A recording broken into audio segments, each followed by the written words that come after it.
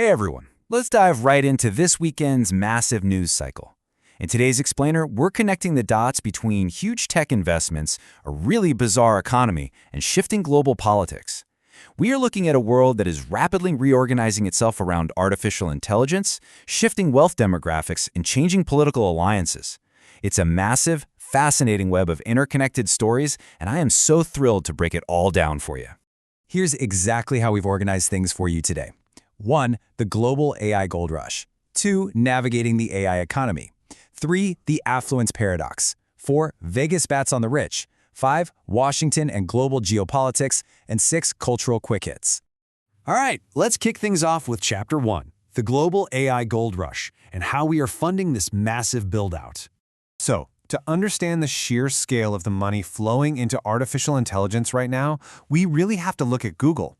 They are making an incredibly aggressive move to challenge NVIDIA's 90% market dominance, and they're doing it by throwing billions in financial guarantees at data centers.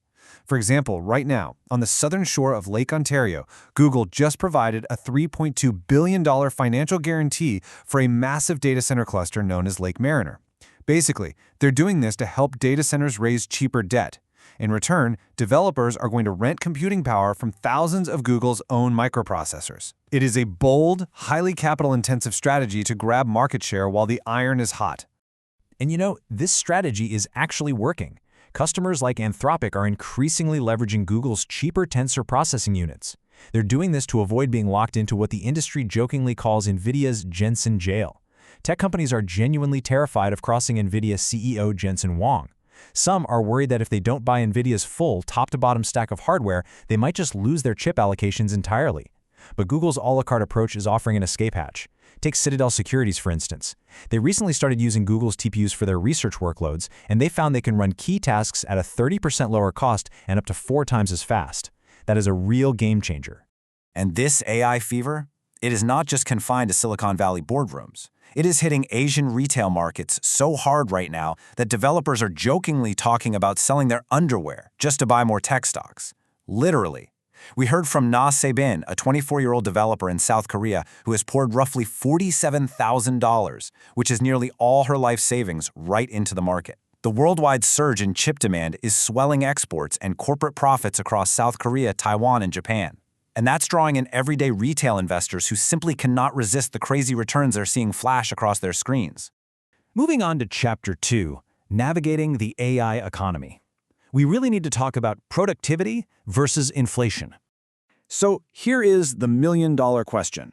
Is the AI boom actually creating a productivity miracle, or are we just brewing up an inflation nightmare? Fed Chair Kevin Warsh faces this exact dilemma right now. Is AI boosting our economic supply efficiently, or is it just dangerously overheating current demand? The economy he inherited can honestly be read in 2 completely different ways. In scenario A, the big productivity payoff from AI is right around the corner, meaning the economy's capacity to supply goods will catch up and prices will naturally settle. But in scenario B, that payoff is still years away. Meanwhile, the intense, massive demand for land, electricity, and chips is happening right now, today, and that is severely overheating the economy. Warsh really wants to act like the 1996 Fed, basically sitting still and letting the productivity boom arrive, but some economists are waving red flags. They warn that a highly anticipated boom actually pulls spending forward, which might demand aggressive 1999-style rate hikes to cool things down. Chicago Fed President Austin Goolsbee hit the nail on the head when he pointed out that when everyone sees a boom coming, people spend against the future before it's actually here.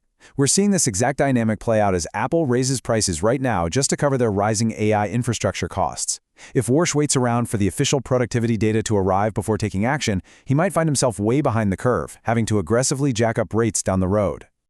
That brings us to Chapter 3, the affluence paradox. Why are so many wealthy Americans feeling incredibly anxious?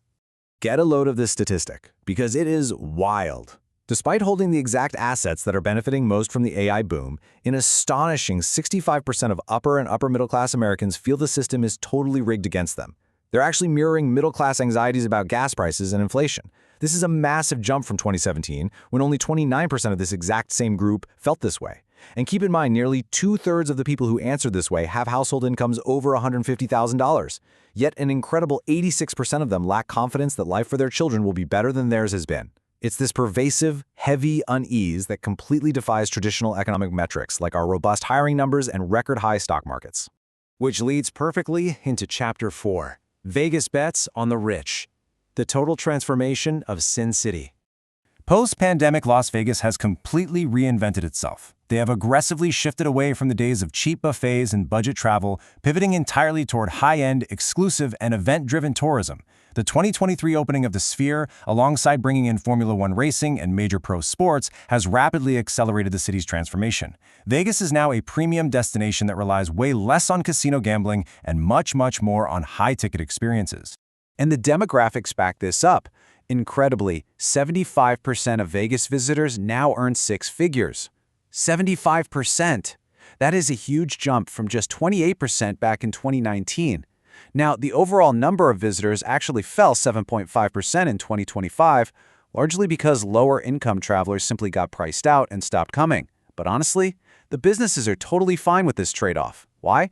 Because the wealthy visitors who do arrive are spending freely, flush with cash fueled in part by the exact AI stock market boom we were just talking about.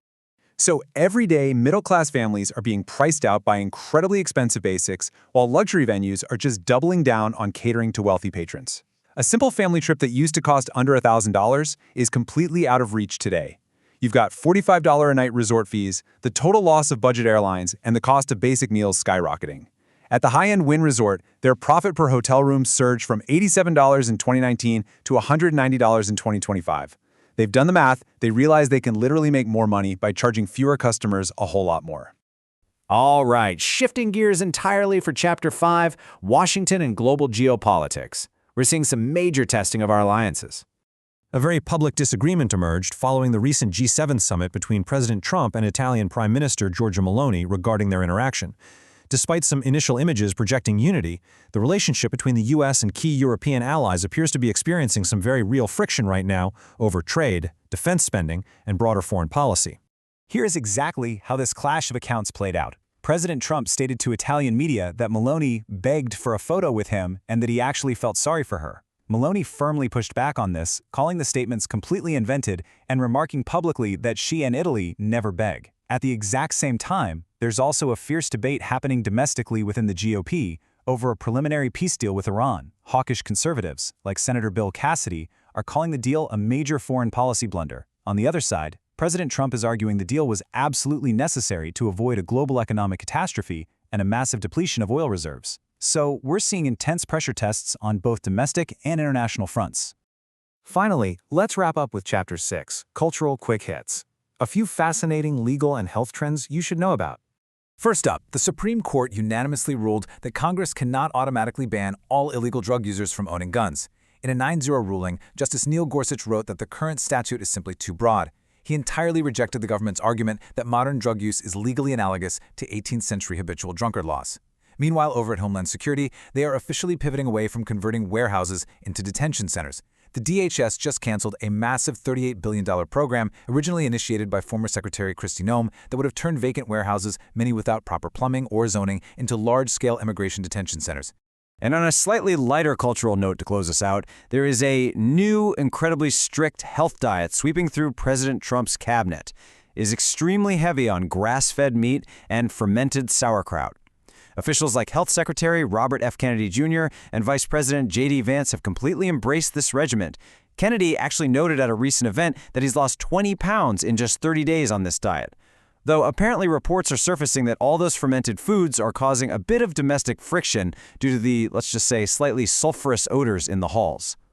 So let me leave you with this to chew on until our next explainer. From Google making billion-dollar bets on computing to Las Vegas completely redefining the American vacation for the rich, we are watching a rapid, real-time reorganization of where capital flows and exactly who it serves.